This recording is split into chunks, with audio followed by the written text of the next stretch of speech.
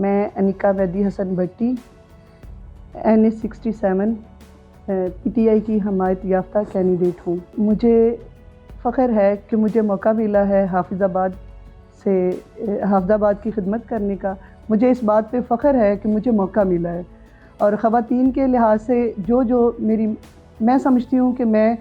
ضلع حافظ آباد کی لیڈیز کی آواز ہوں، اور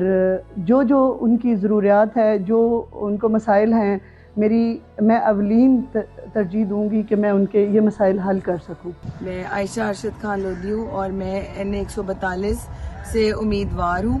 اور ملکہ کے انتخابی نشان پر میں الیکشن لڑ رہی ہوں۔ میری سب سے بڑی یہی خواہش ہوگی کہ اگر میں الیکشن جیتی ہوں تو میں اپنی خواتین کو بااختیار بنانے کے لیے عملی اقدامات کروں گی، کیونکہ آج تک اس حلقے میں کبھی بھی خواتین کو بااختیار بنانے کے لیے کچھ نہیں کیا گیا،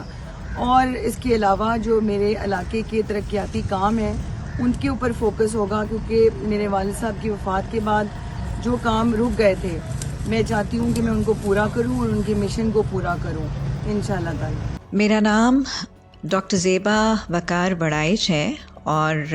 مجھے جماعت اسلامی کی طرف سے لاہور میں NA122 کی نیشنل اسمبلی کی سیٹ پر نامزد کیا گیا ہے۔ آج ملک کی جو آدھی تقریباً پاپولیشن ہے، خواتین کے جو مسائل ہیں وہ آج کا ایک بہت برننگ ایشو ہے، تو لہٰذا آج کے اس برننگ ایشو میں ان خواتین کو تعلیم، اویئرنیس دینا، ان کو فن اور ہنر سکھانا، دین کے احکامات کے مطابق ان کو امپاور کرنا انتہائی ضروری ہے۔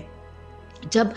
دین، تعلیم، اویئرنیس مرد کے پاس آتی ہے نا تو وہ گھر کی دہلیز تک رہتی ہے، لیکن جب وہ عورت کے پاس آتی ہے تو پھر دہلیز سے اندر گھر کے صحن میں آتی ہے۔ نیپولین نے کہا تھا نا، تم مجھے پڑھی لکھی مائیں دے دو، میں تمہیں پڑھی لکھی نسلیں دے دوں گا، تو یہی آج ہمارے مسائل کا ہر لحاظ سے حق ہے۔ تو انشاءاللہ